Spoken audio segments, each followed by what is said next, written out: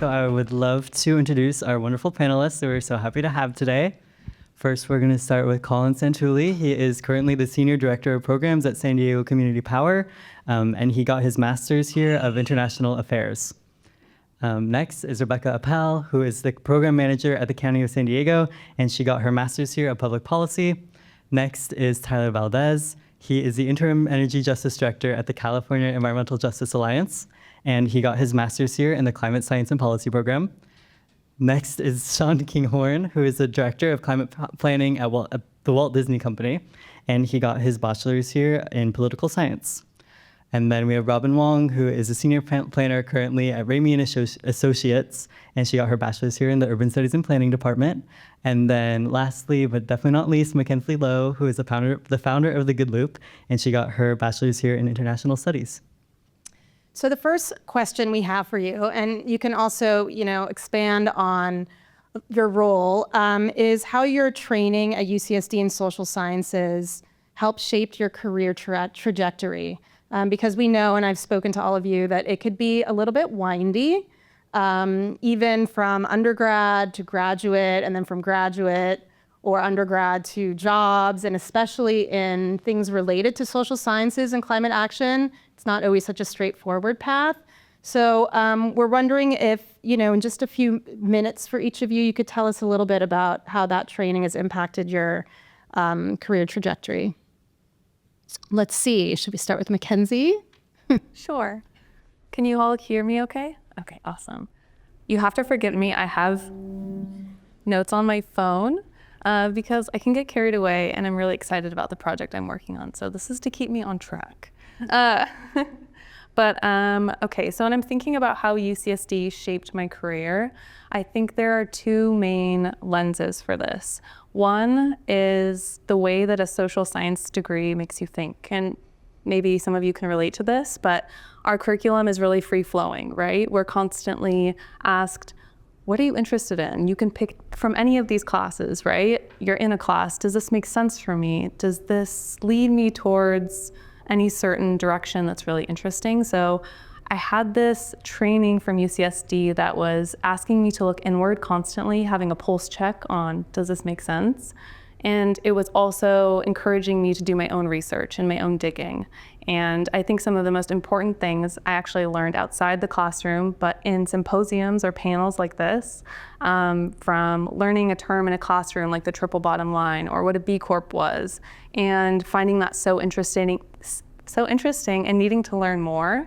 And I would always find something at UCSD where there was a speaker talking on this subject.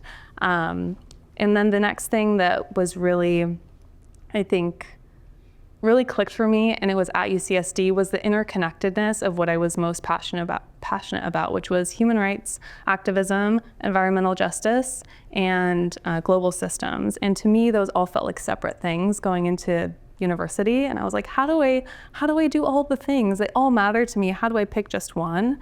And through my education, I learned that these are all super connected. You can't defend human rights without also defending environmental rights and vice versa. And I can tell a little bit more about the Good Loop story, which is a company I founded based on circularity and accessibility. But essentially, that's sort of the lens that I developed here, was that things are connected and that I constantly need to be asking, does this align with me? And if so, how can I find more information on this? Thanks so much. Robin, do you want to continue? Sure. I'll start by introducing what I do, because Ramey & Associates is like, what is that? Is it a law firm? So we're an urban planning and design consulting firm, and I've been there since June of 2021. But from UCSD, I got my bachelor's in urban studies and planning, but actually my trajectory to planning and also climate was it just happenstance. I came in undecided, saw urban planning on the list of courses and was like, oh, that's kind of cool. Maybe I'll take that. And so I've been doing that for like 15 years now. So in our curriculum at UCSD, I think we learned how to think critically about how things are interconnected. In environmental planning, my job at Ramey & Associates is to write climate action and adaptation plans, along with other GHG-related projects that intersect with transportation, affordable housing, equity, and usually all three of those at the same time. So knowing about a lot of different topics and how they relate to each other, and yeah, and like being able to take a lot of different courses that weren't only about environmental science or environmental planning was something that really sort of let me be a robust planner. There's a lot to understand about how cities work when you're making plans and working with city staff or county staff or any other sort of planning body, that you need to know the full breadth of the things that a city is dealing with to be able to slot climate in a way that makes sense for them. So yeah, understanding all those different interconnected pieces has really been helpful. Thank you. Sean. Yeah, it's interesting to get to see you and hopefully get to meet you later. And going back in time, I'm pretty certain I'm probably one of the oldest people in the room.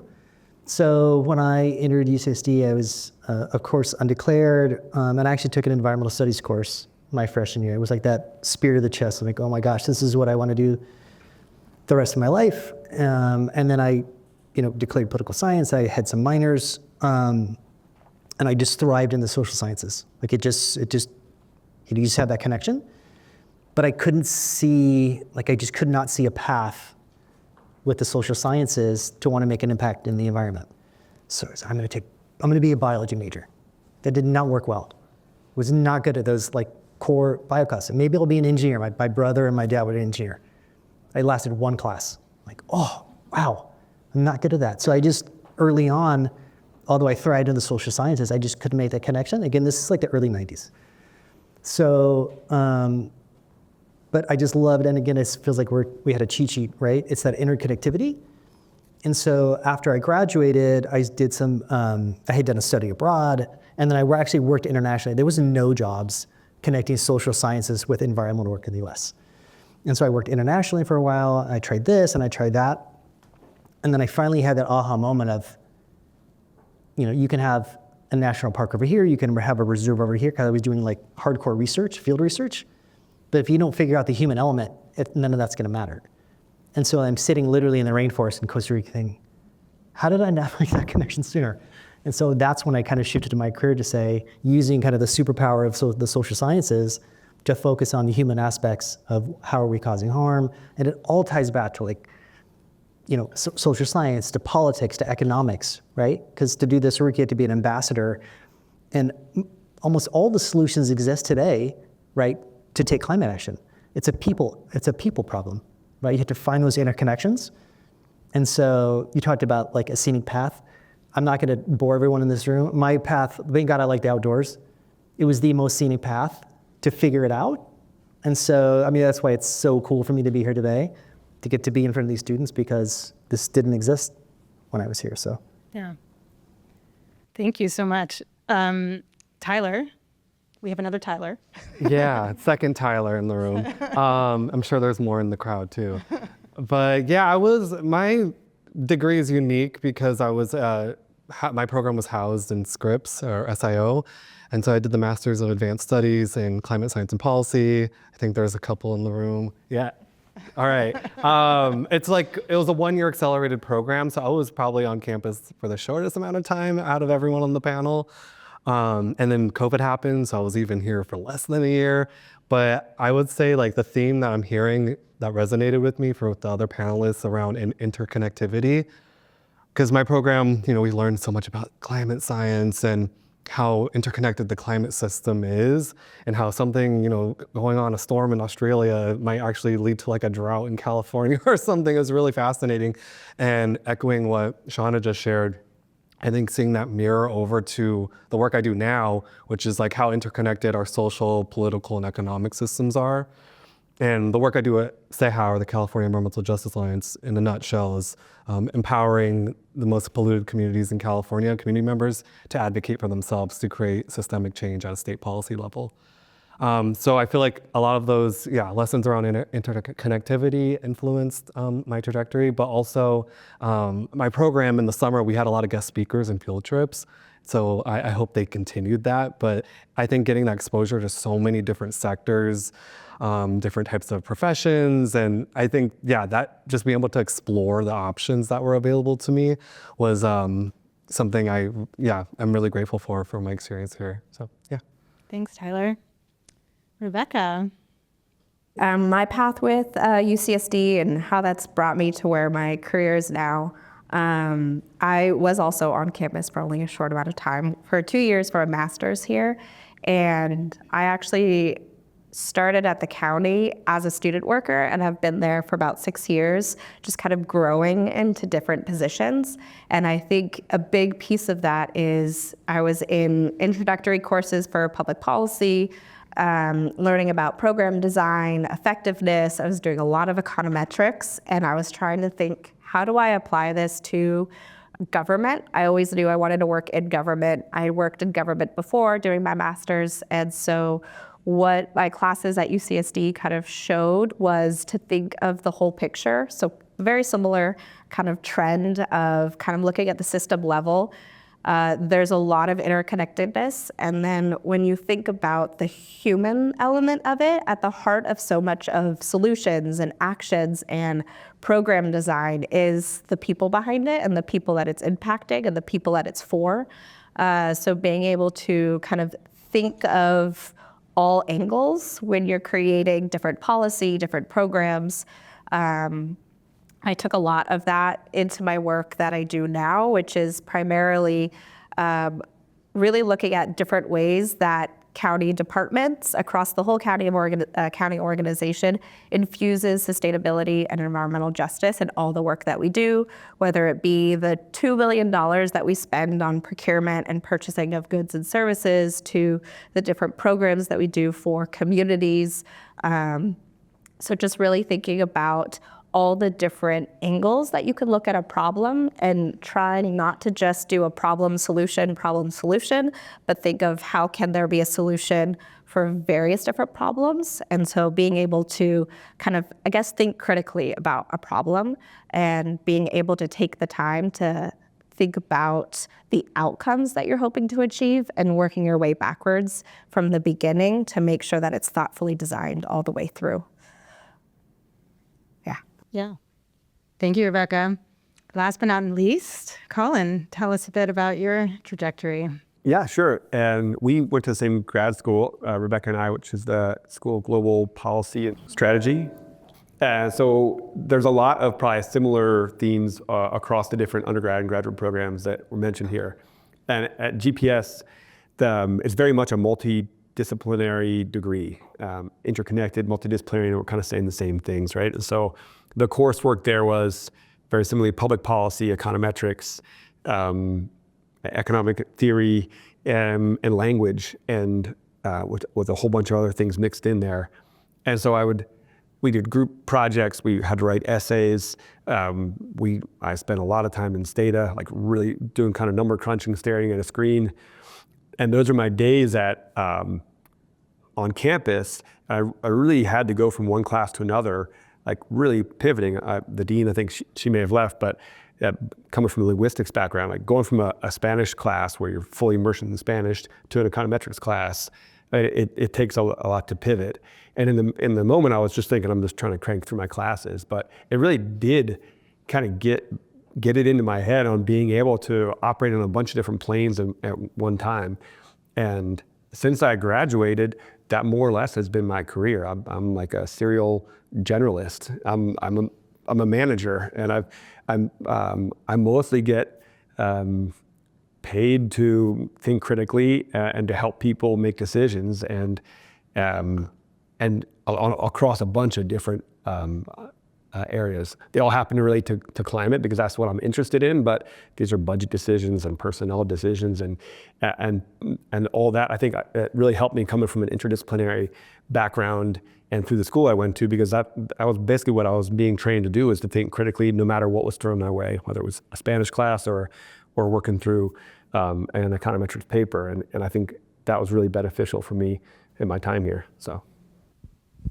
Yeah, I think that's great. I definitely resonate with all the interdisciplinary environmental studies that you guys said that you found your niche in, and I'm glad everyone was able to find that as a independent studies major with that focus of interdisciplinary environmental studies. That's really cool hearing all of your stories about that. And also on Robin's answer, I would also say that the USP department does have some very cool interdisciplinary environmental courses that have helped guide my trajectory as well. For our next question, I'm sure there are a lot of times this has happened, but could each of you tell me about one challenge you faced in your career and how you've overcome it? And I think we can start in the same order. Okay, sounds good. I guess before I talk about a challenge, I should explain a little bit about what I do. In addition to working at a nonprofit as a marketing and project manager, that nonprofit's called Population Connection. They work on the intersection of women's reproductive rights and environmental justice. I also founded a community organization called The Good Loop. And The Good Loop is a community clothing swap rooted in accessibility, circularity, and community. And this idea was born from, I guess, a lot of things, a life experience of being a child that economically could only afford to share clothes with family and thrift, but also a student that's learning about B Corps, and that when something is made ethically and responsibly, the price drives up, which ultimately we want, right? Because that means there are fair labor laws maybe that are happening, renewable resources are potentially being used, but that creates a barrier for a lot of people to participate in sustainable consumption, right? This price point might just not be accessible to many people. And with what I knew it was possible that if community just got together, we oftentimes have more than enough to share with one another. There just needs to be a space.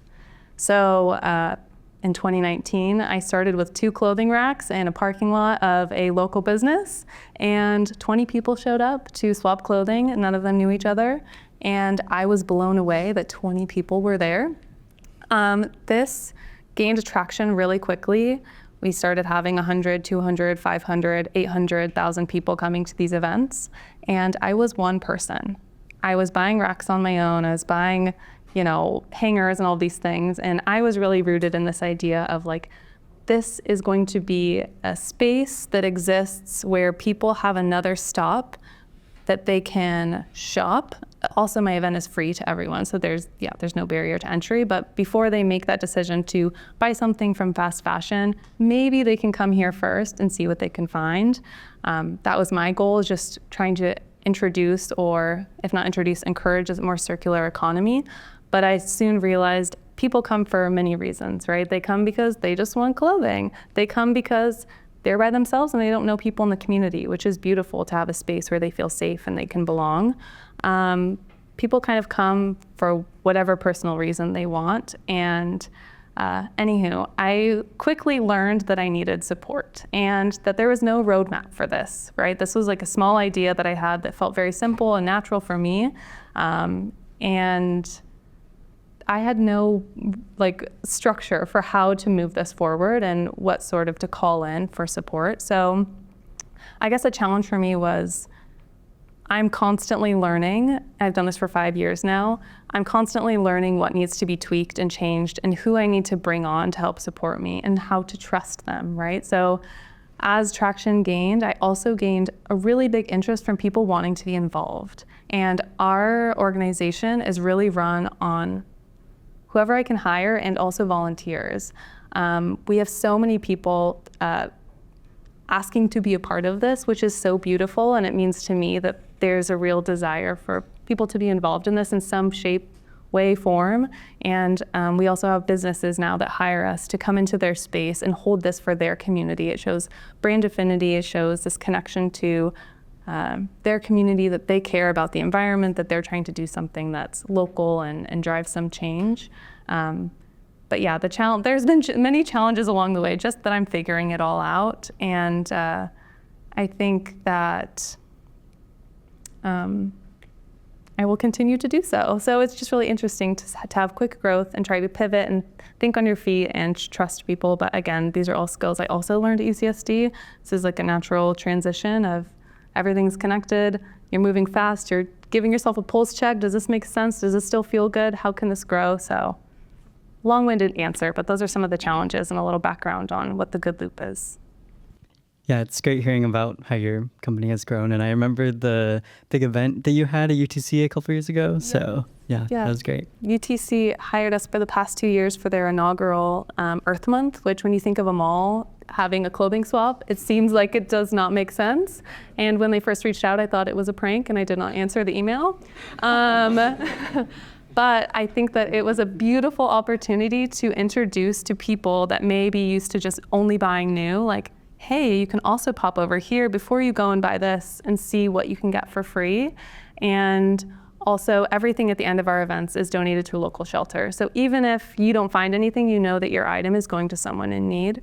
But yeah, that's one of our, I think, if I'm thinking of success in numbers of people we've impacted or clothing we've diverted, I'd say that was like one of our biggest moments. So thanks for mentioning that. Yeah, of course, that's amazing.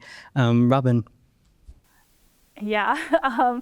Well, I actually live in Pasadena, so we're coming up on 1 year of the wildfires. The Eden Fire obviously was closer to me, and one of the challenges that I faced this past year, and I would not say it's something I'm like fully over, is sort of this like emotional burnout of thinking like, oh my God, every day I have to work on things related to climate change, like climate mitigation, adaptation, and I just had to leave my house in the middle of the night and crash at my friend's place for a week while, it was on fire. So there's definitely, it hits hard when things happen that relate to your work and your life, and you can't really separate yourself from that.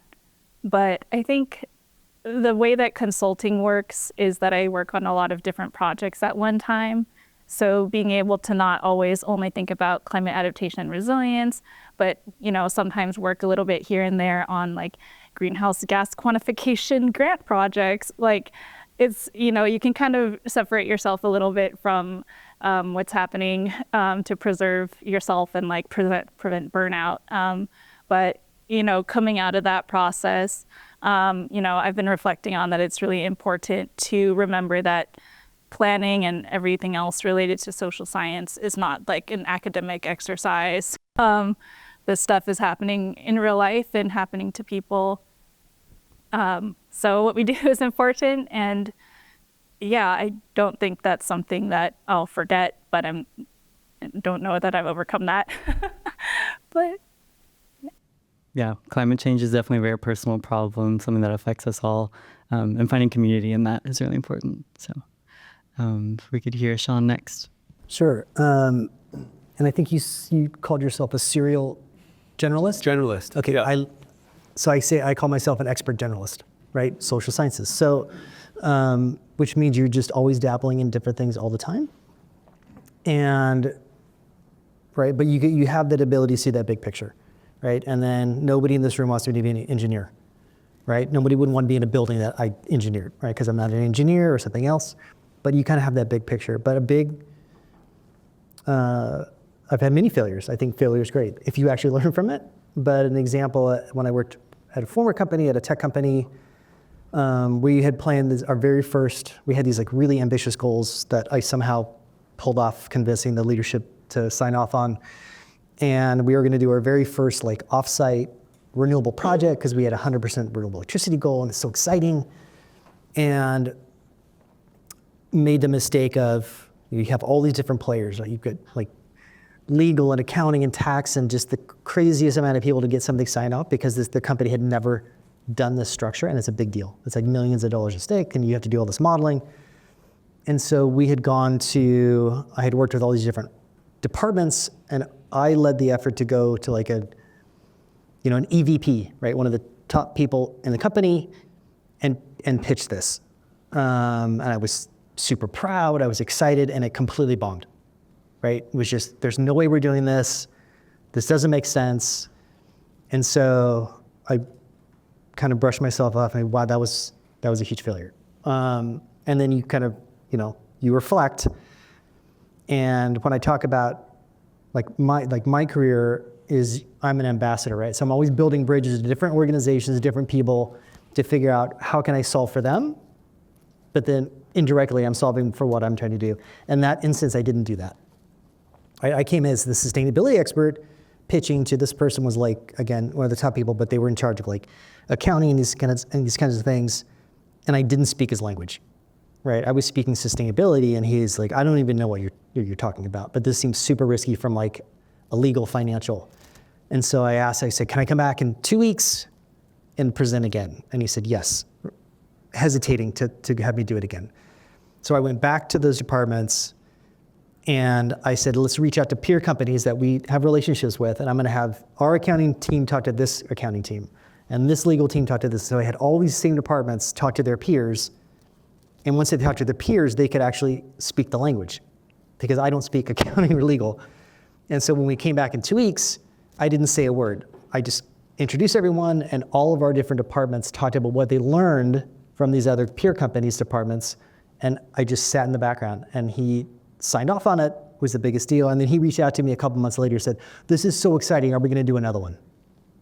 And it went from me getting kicked out of a room to, because I had that reflection of through a failure of I wasn't speaking his language.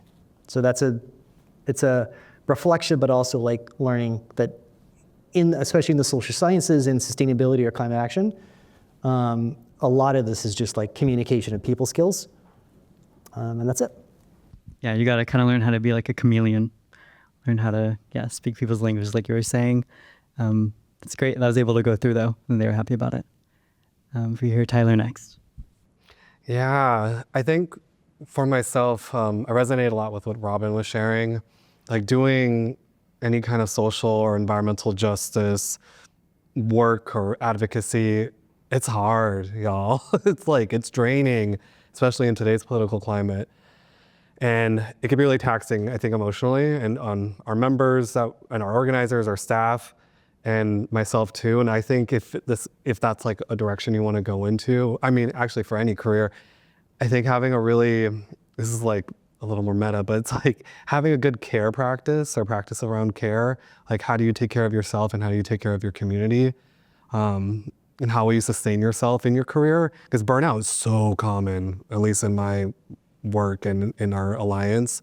And if you do like something that's like passionate and mission driven and it's not over a nonprofit, I think it's typical for folks to like give so much of themselves into the work because it's more than to them a job. It's like, sometimes it's like who you identify as.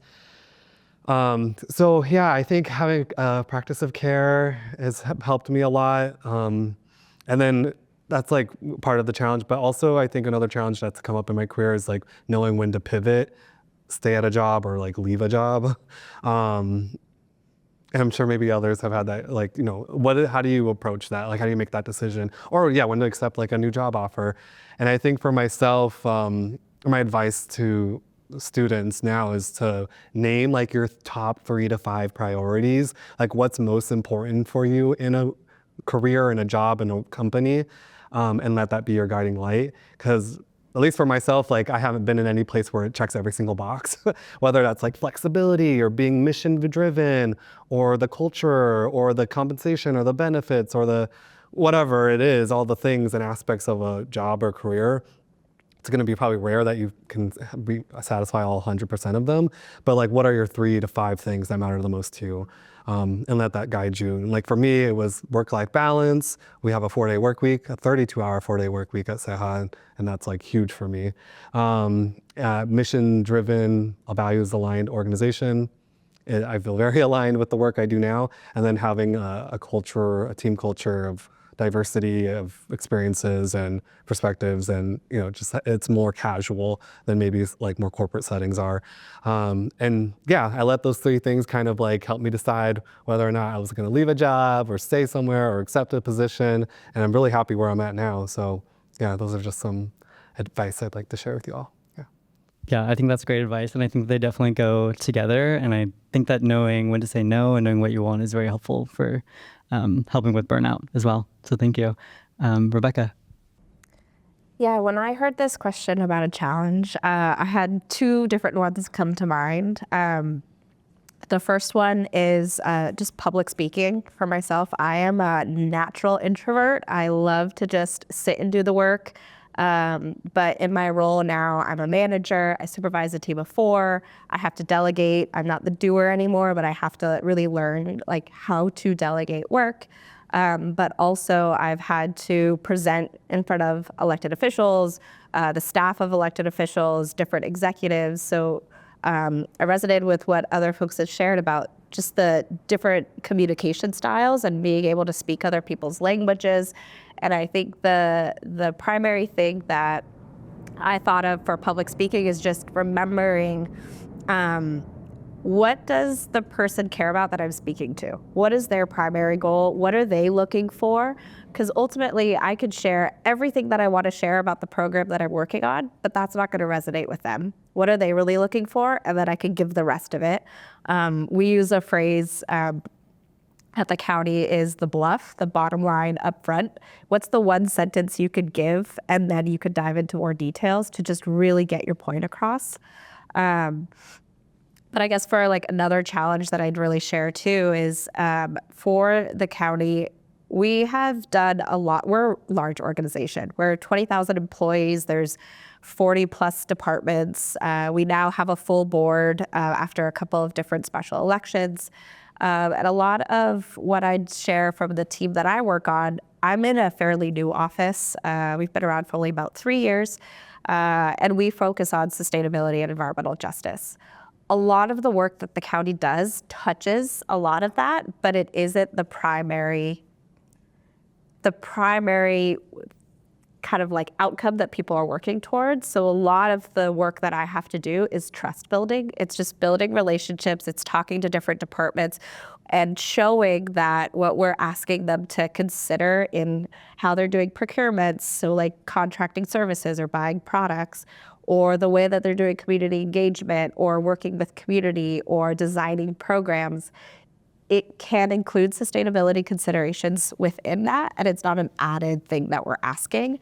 And then sometimes it can be seen that we are, kind of coming in and telling them what to do, but it's really about how do we help kind of work in partnership with different departments and share from kind of just a different way of thinking about the way that we deliver programs to the community or to internal county departments. So we do a lot of internal facing work, but also as well as across the whole region. Yeah, I'll pause there. Yeah, great answer. Lots of interdisciplinary bridge builders on our panel today. And finishing up with Colin for this question. Yeah, Tyler and I were on the same, this Tyler, not the other Tylers who are in the room. We were on the same wavelength for this question for sure, and that is thinking about challenges. I've been in this position for 4 years. I've had a couple other roles that were for several years, but I went through a stretch there where I moved through jobs, and I think the challenge that I had was I would get into a position and I would find out that I really wasn't aligned with management, or I wasn't aligned with the direction they were going, and it took a while for me to get the confidence to say, well, I'm not going to be part of this organization if I don't feel like I can be proud of it or stand behind it. And so it took me a while, and it's a big challenge to kind of find that authenticity. And so I think being authentic, and to pull some of Tyler's answer, like really finding what is important to you and being honest about that, and then standing behind that. And I think that being grounded in that authenticity really is attractive in any employee and any person. So when you're sitting down and talking to folks, that's going to resonate with folks, and in the professional world, and not being afraid to walk away from an organization even if you don't know what is next. And I'm sitting here and understand I'm in coming from a position. I'm coming from a fortunate position, and so, but I do think this kind of applies to everyone. That authenticity and understanding who you are, and being comfortable, kind of standing behind that. Yeah, I think that's great. As a student, I feel like there's a lot of pressure to, like, once you graduate, you got to find the job and you're going to stick with it for the rest of your time in the workforce. So I think it's really comforting hearing you guys being like, you can switch around, like you can find what you want to do. So that's great. Thank you. Well, you've already started touching on this. So you don't have to if you've already been talking about these, or you can think of other things, but we were just also thinking about tips for finding jobs and climate action and sustainability. beyond what you were talking about, overcoming challenges, it's sometimes so overwhelming when you're looking for a job, you're graduating, you're trying to figure out what you're going to do in the world. So if you have any additional tips for students looking to go into especially social science oriented career in climate action, I don't know if we want to just keep going down the line or we can, yeah. Is there anybody that wants to start? If anyone wants to start, feel like especially excited. Sean? Sure. Oh, God. I knew it was the middle seat. You were making eye contact. It's going to be scenic. Like, so we've got undergrads and grad students. The job you have, what you're doing at 22 is not going to be what you're doing at 32 or 42. You just want to be on a path. Like, you got that North Star. And again, it's like if it's circularity or it's climate action or whatever that is, you just need to stay within those boundaries. Like, like talking about authenticity. Like, I am so ridiculously passionate about what I do, but I've worked in all these different industries. But I get up every day and I go to bed every night thinking about I'm gonna try to make a difference in the world. And to the point earlier, but kind of like burnout or that is, I've also had to reflect back on my life is I have the best job security because I've spent my whole life committed to this and the world's in worse shape. So I have to motivate myself to get up and then say, well, what if we weren't doing this? Right? And things can change in the future. But to the point, so the tips is you don't have to find the perfect job right at school. You just got to get moving. And also, going back in time, there was no jobs. Like the word sustainability didn't exist when I started. Now there's so much opportunity in so many different industries, and none of those titles have sustainability or climate in it. It could be a startup or a nonprofit or something else. So I just think inertia, getting moving, and I know the job market's tough right now. Even if you want to be an entrepreneur, right? Maybe out of college you can't find the position that you love, but you go and work for, I don't know, a hotel or a retail or whatever. You can make your mark in that role. You can say, oh, I noticed that we're super inefficient in the kitchen. There's a lot of food waste. You can build a job internally like that. So I know that when you graduate, there's pressure to get a job. You can find your place, but be patient, but just start moving. And again, things are going to change. But if you're on FinTech and you're super smart and you're passionate, you're going to find your way. I would not sweat it. I mean, the world needs every single person in this room to focus on it. So there's always a pathway. Thank you. Yeah, I try to tell my students that all the time as well. Like sustainability and climate action is everything, everywhere, right? It doesn't have to be the job title. It's actually just every job's a climate job. Every job is a climate job. Yeah, exactly. Who else? I can give a tip or advice, and it's kind of cliched, but there's probably a reason why you hear it on every panel like this, and that is getting out and meeting people early in your career could not be more important. I'll give a shout out to Mike Ferry, who's in the audience here. Mike gave me my first job, his UCSD staff member. He gave me my first job at a local nonprofit called the Center for Sustainable Energy. And that came from an internship I got. But I think that internship maybe been this was in 2010 that I applied for that internship. That's the last job I kind of applied to cold without knowing anything about. And then Mike probably hired me because I was an intern at that company. And then when I left that company, the people who that nonprofit, the people I'd worked with, including Mike, helped me get my next job. And then relating back to what I said before, when I was in a position where I knew I was not aligned with my management, I felt comfortable leaving because I knew that there were people in the community, and especially in San Diego. San Diego is so small, and I knew that that I wanted to stay in San Diego. And so if you know you want to stay in San Diego, and not the case for everyone, but if you know you're staying in San Diego and you know you want to work in climate, it is small. You're going to know the people who are working in this space before too long. So I think you mentioned earlier, like there's a lot of panels. As a student here, you have so much opportunity to get out and meet different folks, and you never know where people are going to end up. And so I really do think there's a lot of value in just getting out, meeting folks, and building that network. It sounds like kind of cliched and cheesy and corporate, but it's true. It's really valuable to get out and have a group of folks who know you and know what you're interested in, what you're passionate about, and who are interested in you. Yeah. Thank you. Can I say I'm really impressed Colin described all that without saying networking, which is like the trigger word. It's like networking, but it's so important. So true. Yeah, I'll just like plus to that, like network. And it could look different in many ways. It's like going to different events, it could be LinkedIn, messaging someone to have a virtual call or virtual coffee. And yeah, the community in San Diego is so small. I remember in grad school, I was on the streets. Like I was out there like at every event trying to like bump shoulders with people and get a business card. So yeah, definitely encourage that. I think a couple other things I wanted to touch upon was around the inertia. I think like for me, I'm like such a like analytical, right brain person, and I can get into analysis paralysis and, have to like map out my entire career before I even take the first step. And my advice has always been to like start somewhere. Even if you don't know where to start, just start something somewhere.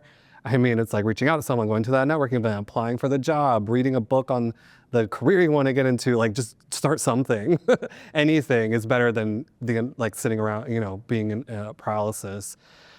And you're all already doing it. You're here, you're in this room and you're in your programs. So kudos to you.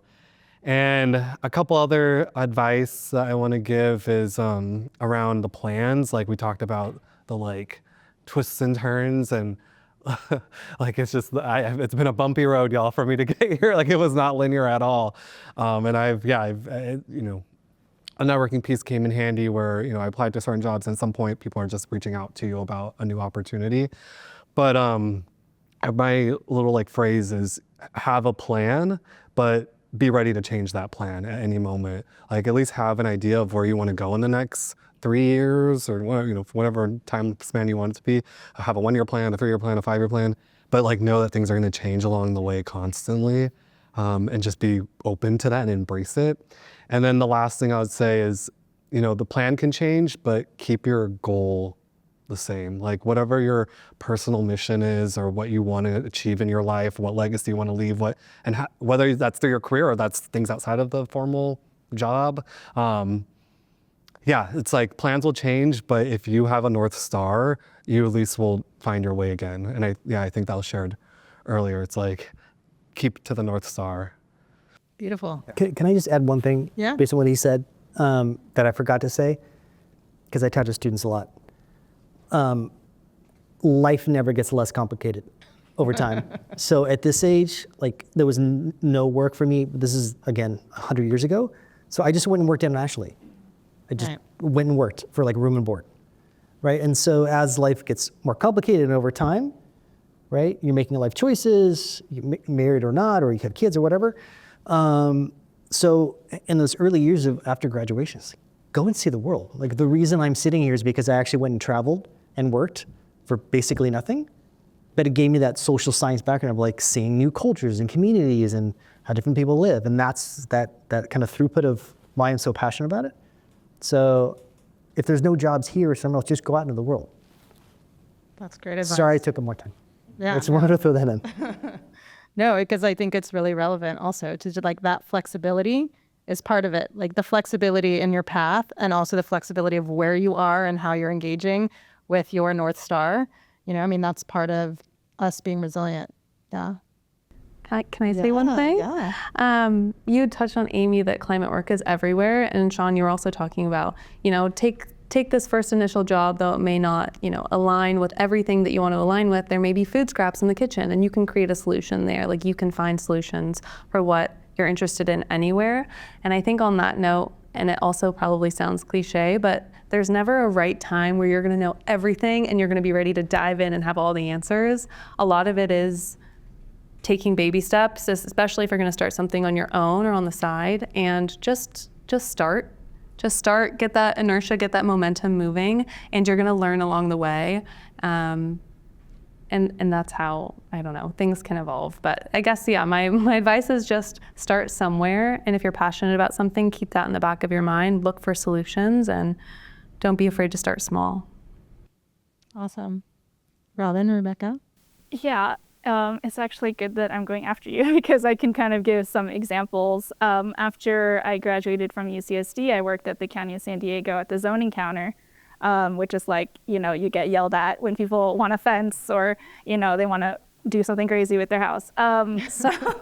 So I did that for a year. And, to be honest, I never intended to do anything with environment. I kind of thought I would do stuff about housing. So zoning made sense. It was also the only job I could get. The way that I got into environmental stuff was just because it was time to get promoted. And then our supervisor was like, well, there's 2 jobs available. One is in code enforcement and one is on the climate adaptation or the climate action plan. Which one do you want? And I was like, I guess the climate action plan. So that's like kind of how I am where I am today. I just happened, that happened to be the opportunity. And I didn't actually know anything about it before. And I just learned everything at that time. And I still don't feel like I knew anything about my current job before I started. So to Mackenzie's point, a lot of technical stuff you learn at the time when you're in a job, like on the job, because every place has like specific ways of doing things. There's like protocols and things you need to do related to greenhouse gases and methods that the state tells you to do for climate adaptation related things. So you never have to like know those things yourself. You can just like, if people can tell that you're able to learn and, you do learn those things quickly, you'll do great. So that's kind of how I ended up where I am. And I will say that for students, when I was in grad school at UCLA, I would really encourage you all to take every opportunity that you can to do something that's like kind of fun and interesting, slightly related to your work. Like at one point I had 3 different jobs where I was writing a report for OPR, which is now called LCI. I was working with a Japanese architect, and then I was also working at a climate nonprofit. And all those things just kind of added up to me being an interesting person and knowing some stuff about climate, knowing how to work with interesting and sometimes difficult people and clients. So, all those things kind of ended up pushing me into where I am today without me ever really intending to. So The windy path seems to be a theme here. Yeah, and I really appreciate the advice that you don't have to know everything about the job when you get into it. And oftentimes we don't. We learn it once we're there. Rebecca. That was actually exactly what I was going to say, that I have found myself in different roles at the county, and I've had to kind of build my own job description. So I kind of have to decide, okay, what am I passionate about? And you kept mentioning your North Star, and I think I'm still trying to find mine. I think I'm still figuring that out. I started at the county as a graduate student worker while I was doing my master's. It was great. It was tied to what I was currently doing around food systems. And I just kind of kept, and then a pandemic hit, and I just kept kind of finding different opportunities across the county. And they were kind of offered to me in a way. So I think that was my other piece of advice too, in terms of the networking with different folks, but also networking internally. There's a lot of different roles in a lot of different organizations that don't really understand until you get to know what that person is working on. And similarly, I will just say this across the board for kind of government jobs, the title is not descriptive at all. So read the job description, especially for the county. I think over the last few years, there's been a lot of work done on our recruitments about being really clear about what the job entails. But I think it ties back to what you were saying too about being aligned with the agency or the mission.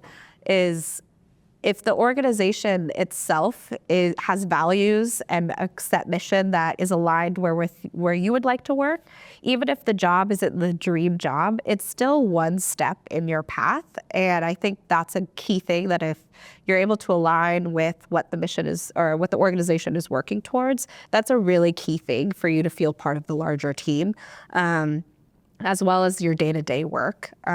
And I think that's something big that I have found a lot of value in.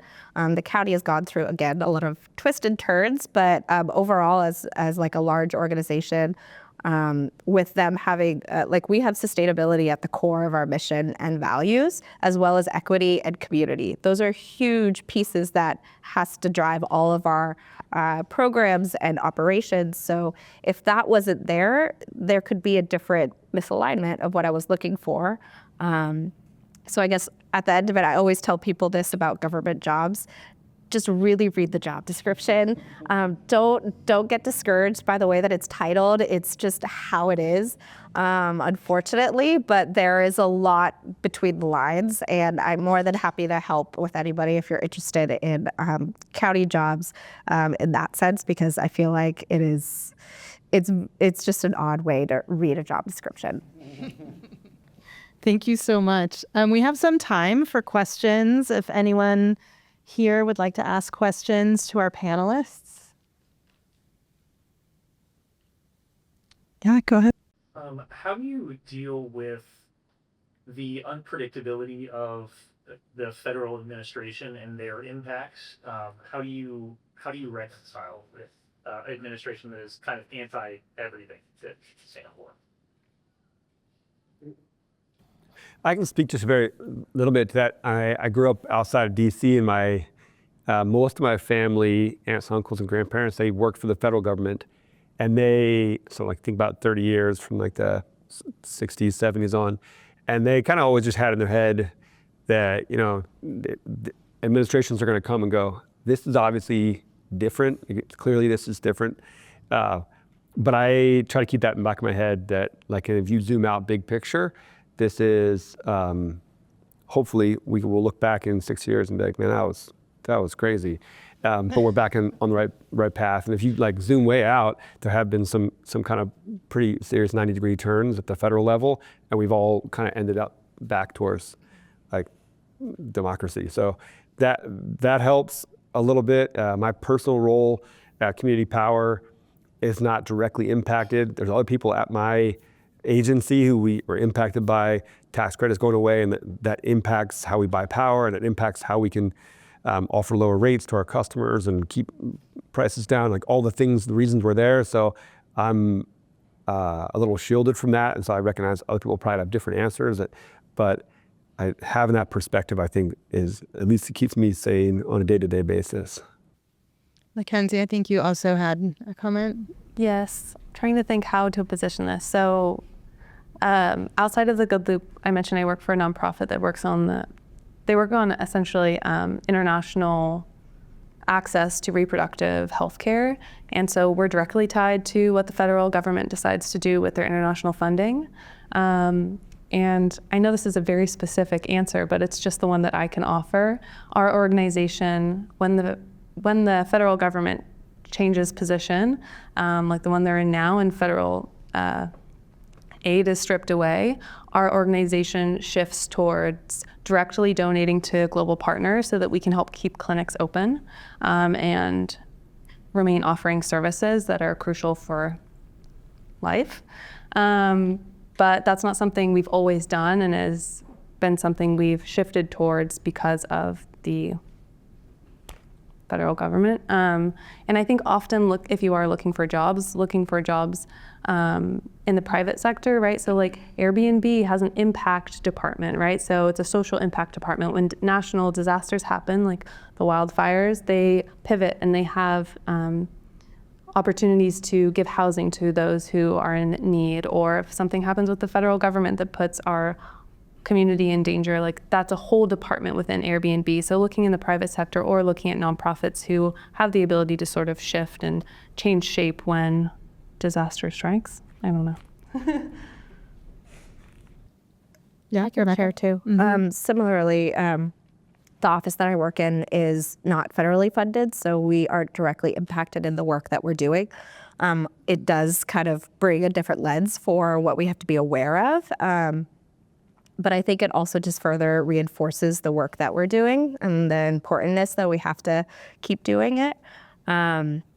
I think it also goes back to some of the conversations we were having about just the different audiences, and it's just a different way of talking about the work that we're doing. So resiliency, for example, and like adapting to the way that extreme storms keep coming through. That's still going to be community safety, resiliency. It's just a different way of talking about it. So something that we kind of tell ourselves is trying not to get wrapped up in it too much, but just reminding ourselves that this is why it's so important, and just understanding who we're speaking to and making sure that we can kind of adapt our terminology so that it does resonate. Yeah, again, it's like climate kind of being a part of everything, being able to change how you talk about it. Yeah. Did anyone else want to respond, Robin? Yeah, I can jump in. For our climate plans, and actually all of our plans at our firm is what we call ourselves mission driven. So like sustainability and equity are part of our mission. And so we're not compromising on that. Like if someone wants to say, you can't say equity, then okay, we'll call it priority communities, whatever. Like it doesn't matter what it's called if, we intend for it to mean something and we build it into the plan that way. A lot of what I build in for climate plans is from the state. So the state laws are still in place. Whether or not we're going to meet our goals with changes at federal policy is a question. But, when we're doing caps, we still have to point to the fact that there's, we have to reduce 40% emissions by 2030 from 1990 levels, and aim for carbon neutral in 2045. So if people are like questioning what's happening because of the federal government, it's like, well, the state is still on the hook to do this. And if you want to do a cap, you have to kind of align with what the state needs to do. So we have this state laws sort of protecting the climate planning that I'm working on. And there's still a lot of things in like general plans and other things related to climate. And general plans are for like 20 years, right? At least. Some are longer when they don't update them on time. So, there's no need to like freak out and like change the way everything is in our plans, because they're going to be really long anyway. So that's like kind of in our position, like we'll change the way things are called if you need to, we'll disguise them a little bit, we can cut back to the bare minimum as required by state law, but like it's still there for now.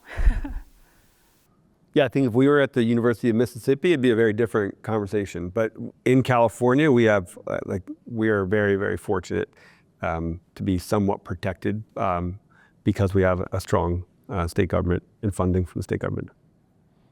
Nothing against Mississippi, or any other state. Yeah, no, just to add maybe more texture to that, like, so we do a lot of work at the legislature, the state legislature, and regulatory agencies. I think there is a ripple effect where what's happening at the federal administration influences, of course, the state governments, and there are themes of like deregulation and like neoliberal type of policies and perspectives like influencing what's happening at the state right now. And of course, everyone, everyone has a different perspective, but from our stance, it's like we see this influence.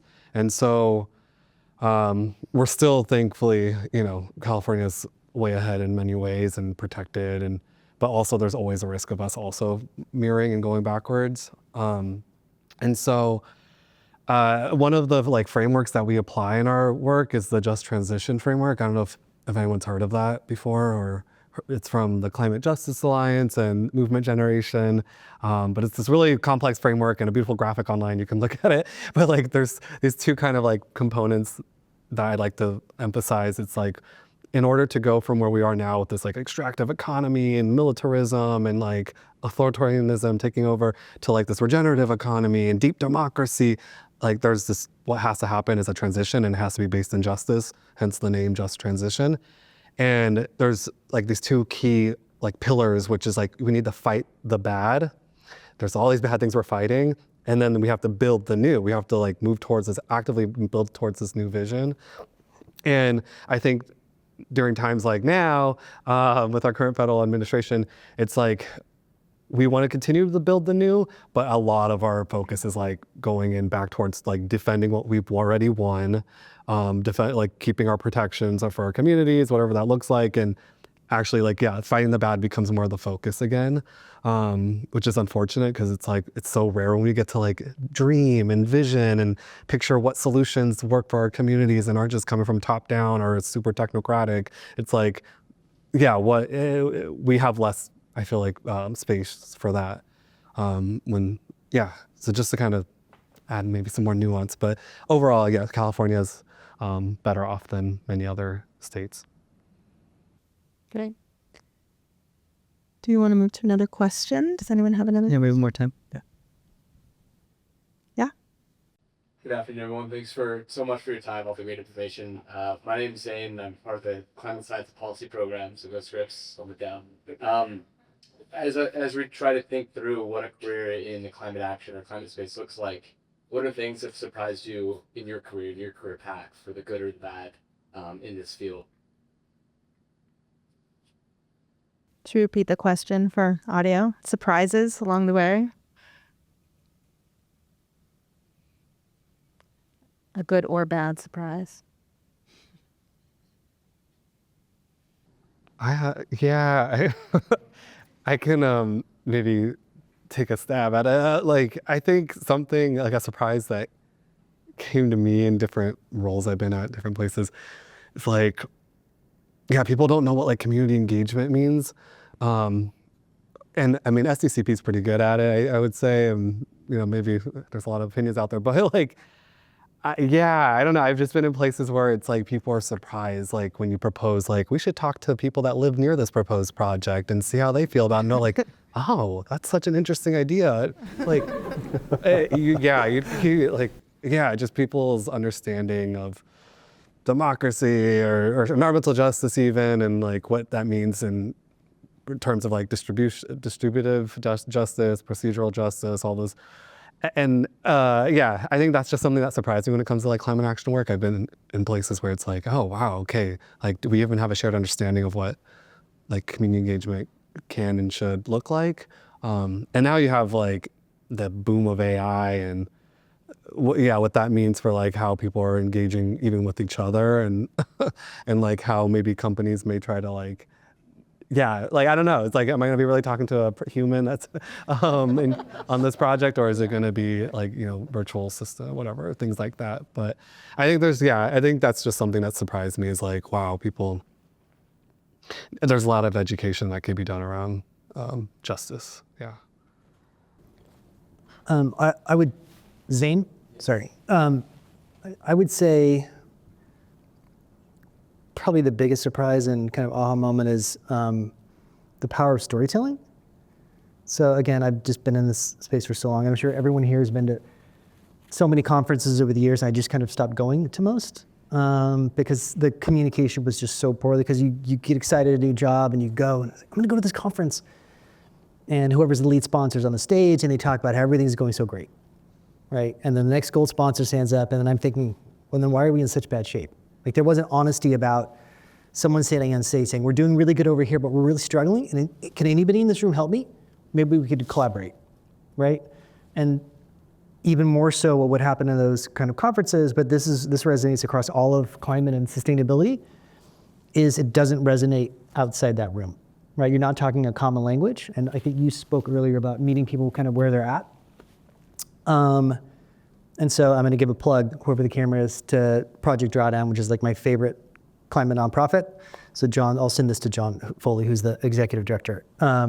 He lives in rural Minnesota. He had moved from the Bay Area, and he's just this amazing climate communicator. And so when I get a chance to talk with him, he lives in a red county in Minnesota, and he talks about like just meeting people where they're at, right? The cost of groceries, like your energy bill, supporting community, healthy food, like kind of, again, always talking about building those bridges.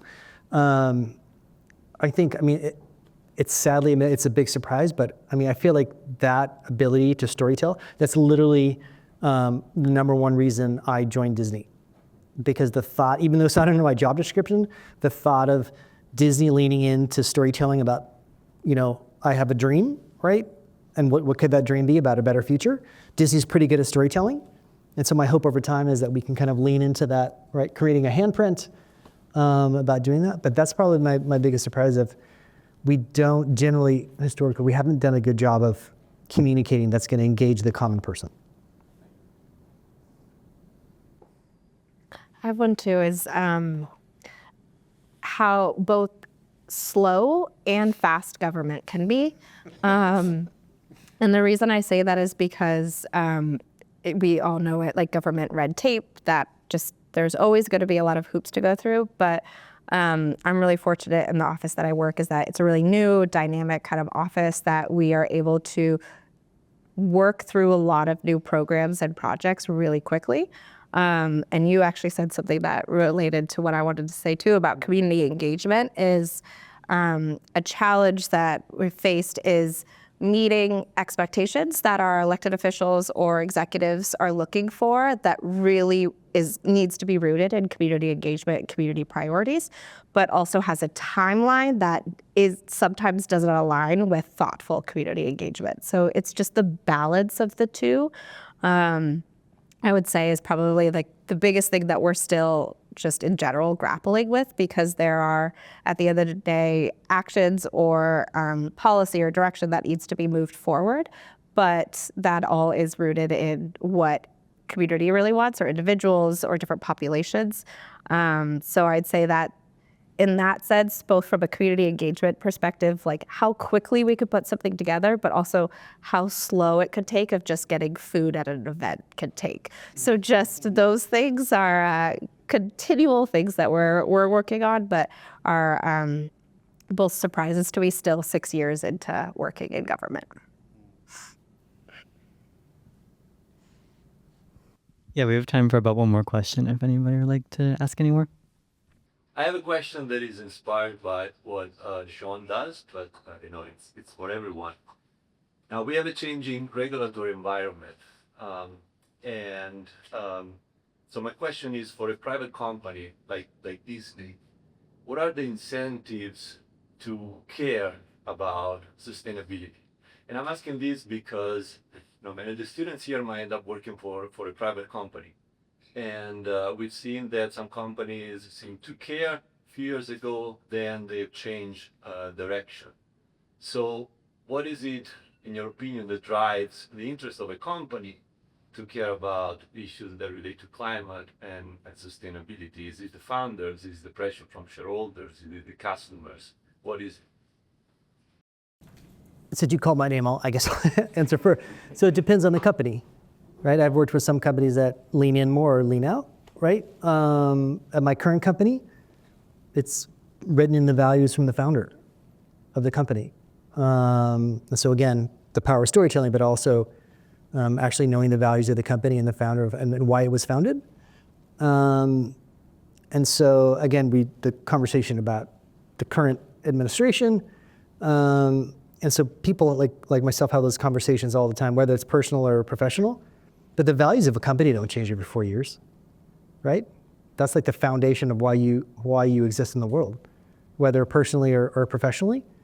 And so I think, again, working for a company that has that, it's like as your career goes along, I'm just a crazy idealist. Like I just need to be aligned with what the company's beliefs are.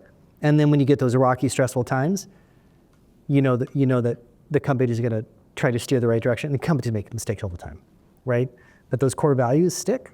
And again, I think the other interesting thing, probably most people don't know, I didn't actually know at the time was, when Walt Disney, the founder, right, who's famous for a lot of other stuff, that his first awards in film were actually doing wilderness conservation documentaries, right? That's in his founding. So there's quotes all over the company, and I created a whole list of why he did that and the importance of biodiversity. He didn't use biodiversity at the time, but conservation, protecting the planet, that goes back to the founder. So when you're in a tight conversation or a stressful environment, you kind of that's why we're here. So at least depending on the company you work for, having that just rock solid values and the morals is helpful. I think I can add something to it also. At least from a standpoint of working with brands that are deeply rooted in sustainability like Rivian, if we think about all of us in this room, right? We're fortunate to grow up in a space where we have access to information. We understand that the climate crisis is something that everyone interacts with at all points in their life or at some point in their life.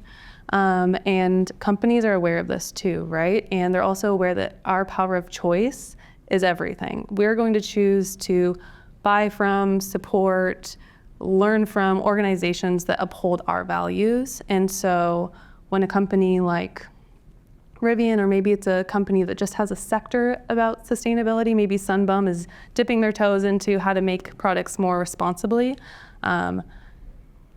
they want to, well, at least in my experience, they might want to partner with the Good Loop because I'm going to create a space where their community can interact directly with this part of their business and feel this sense of like, I see me in you. I care about this and so do you, and therefore my choice is going to be to choose to buy a car from you or to read in your library because you carry books that are about the topics that I care about, or support Disney because you care about this and so do I. So I think maybe that's more from a businessy standpoint, but I think the incentive for companies to care about climate are because they recognize that all consumers, or not all consumers, I'm being hopeful, right? That consumers care about this as well and will have the power of choice and will choose to align themselves with companies that also believe in what they believe in. We really want to thank you for being here. It's so special to have such incredible panelists.